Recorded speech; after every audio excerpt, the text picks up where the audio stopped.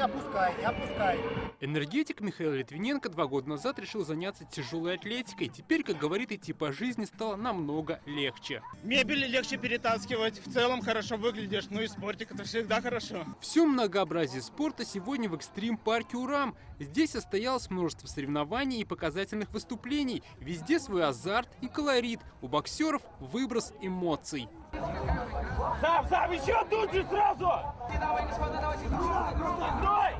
У мастеров нарт, которым и дождь не помеха, работа логики и ловля удачи. Логическое мышление дает перспективы такие, что не стареет человек вообще, это во-первых. Во-вторых, всегда он получает удовольствие от игры, в настроении хорошем. А если не везет, не нужно отчаиваться. Почему? Потому что нарды это играет как минимум до 3 поражений, и следующие партии есть. Поздравляю вас с Днем казанского спорта. Давайте начнем. Двукратный серебряный призер Олимпийских игр фигуристка Евгения Тарасова показала, как правильно делать зарядку. Делаем приседания. Все желающие могли сдать норматив ГТО. Свои навыки пришли показать и чиновники. Среди них министр по делам молодежи Ринат Садыков и председатель Госкомитета по туризму Сергей Иванов.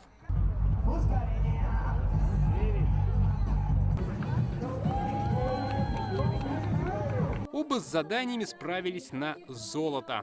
Главный ресурс сейчас любого человека в жизни – это его энергия.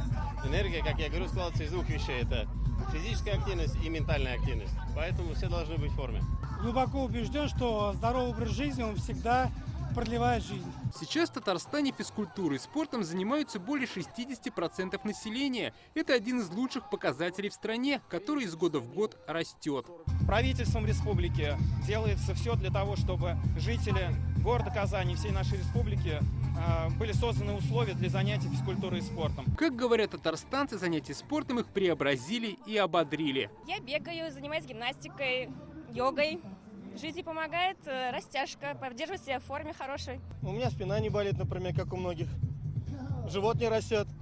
Что еще там можно сказать? Ничего не болит, то есть по факту у меня здоровье, оно позволяет мне делать многое. Спорт дисциплинирует человека, дисциплинирует во всех аспектах.